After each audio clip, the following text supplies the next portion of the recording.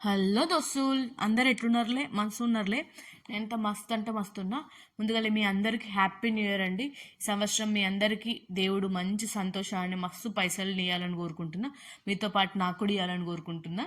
ఇక ముందుగా మనం కేక్ ఎట్లా వేసుకోవాలో చూద్దాం పాండ్రి. నేను చేసిన చాక్లెట్ కేక్ అది ఎట్లా వేసుకోవాలో చూద్దాం పాండ్రి. ఏం ఒక గిన్నె తీసుకొని అందులో ఒక 3/4 కప్ ఆఫ్ ఫ్లోర్ తీసుకోవాలా.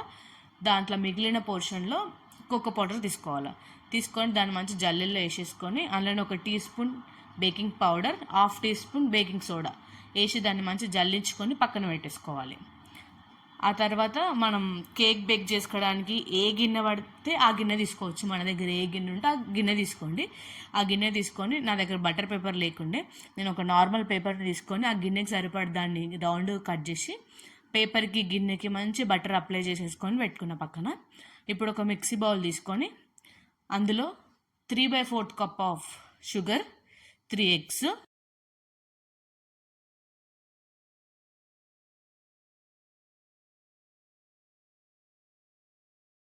1 టీ స్పూన్ వెనిగర్.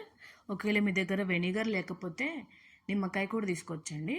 అలానే 1 టీ స్పూన్ వెనిలా ఎసెన్స్ అది కూడా వేసేసుకొని అట్లనే పించ్ ఆఫ్ సాల్ట్ వేసుకోండి. ఆ తర్వాత హాఫ్ కప్ ఆయిల్ వేసుకోండి. ఏ ఫ్లేవర్ ఉండొద్దు ఆయిల్కి. మీకు కావాలనుకుంటే బటర్ కూడా వేసుకోవచ్చు. బటర్ని మెల్ట్ చేసి దీన్ని మంచిగా మిక్సీ చేసేసుకొని క్రీమీలా చేసుకోవాలి. దాన్ని మంచిగా క్రీమీగా ఉండాలి అది.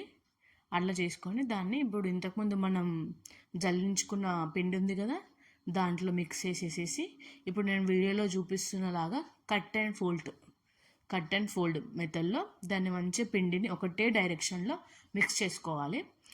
అలా మంచిగా మిక్స్ చేసుకున్న తర్వాత ఒకవేళ బాగా తిక్కగా అనిపిస్తే మీకు అలా కొన్ని కాచి చల్లార్చిన పాలు పోసుకోండి. బాగా ఎక్కువ కాదు, కొన్ని పోసుకోండి. బాగా తిక్కుగా ఉంటే మాత్రమే. లేకపోతే మంచి రిబ్బన్ లాగా వచ్చేస్తే పిండి మీకు మిల్క్ ఏం అవసరం లేదు. ఇప్పుడు నేను వీడియో చూపిస్తున్నట్టు వస్తే మిల్క్ ఏం పట్టదు. ఇప్పుడు దాన్ని ఇంతకుముందు మనం బటర్ అప్లై చేసుకున్న బౌల్లోకి ఆ పిండి మొత్తం వేసేసుకోవాలి మంచిగా. మన దగ్గర ఉన్న స్పాచులాతో అసలు పిండి వేస్ట్ కాకుండా మొత్తం అందులో వేసేసుకున్న తర్వాత ఆ గిన్నెని కొంచెం ఇట్లా పైన కింద ఇట్లా ట్యాప్ చేయండి. అయితే ఏంటంటే అందులో ఉన్న ఎయిర్ బబుల్స్ నుండి ఎయిర్ బయటకు వస్తుంది. చూడండి వీడియోలో నేను ఇట్లా కొట్టగానే ఎట్లా వచ్చిందో అట్లా బయటకు వచ్చేస్తుంది అనమాట. నేను ఇంతకుముందు 10 minutes ముందు మీడియం ఫ్లేమ్లో హీట్ చేసి పెట్టుకున్న బొగాన అందులో ఒక స్టాండ్ ఆల్రెడీ పెట్టేసిన. ఇప్పుడు అందులో ఇది పెట్టేసేసి మీడియం ఫ్లేమ్లోనే 35 minutes బేక్ చేసుకున్నా అండి నేను. అట్లనే దాంట్లో నుంచి గాలి ఏమి బయటకు పోకుండా నేను ఒక బరువు పెట్టుకున్నా. మీరు కూడా పెట్టుకోండి. అలా 35 minutes తర్వాత ఓపెన్ చేసి చూస్తే మన కేక్ రెడీ అండి. ఎంత బాగా వచ్చిందో కేక్ మాత్రం. స్పంజీగా, స్మూత్గా, సూపర్ ఉంది. టేస్ట్ మాత్రం అన్నీ కరెక్ట్గా సరిపోయినాయి కేక్లో. మా పిల్లలు అయితే చాలా ఇష్టంగా ఉంది, చాలా ఎంజాయ్ చేశారండి. అట్లనే ఈ రెసిపీని మీ ఇంట్లో కూడా ఖచ్చితంగా రెడీ చేసి ఎలా వచ్చిందో నాకు కామెంట్ చేసి చెప్పండి. అట్లనే నా ఛానల్ని ప్లీజ్ సబ్స్క్రైబ్ చేసుకోండి. ఇంకేదైనా మీకు చెప్పాలనిపిస్తే నాకు కామెంట్ రూపంలో చెప్పండి. ఇప్పుడు చూడండి, నేను కేక్ని తీసి పక్కన పెట్టేసుకున్నా.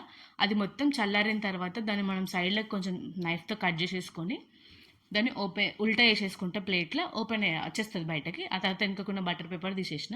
నా దగ్గర ఏం క్రీమ్స్ లేవు, అందుకే నేను 2 చాక్లెట్స్ పైన పెట్టేసుకొని కట్ చేసేసిన అనమాట. చూడండి కేక్ ఎంత బాగుందో, అసలు సూపర్గా వచ్చిందండి, సాఫ్ట్గా. బాయ్.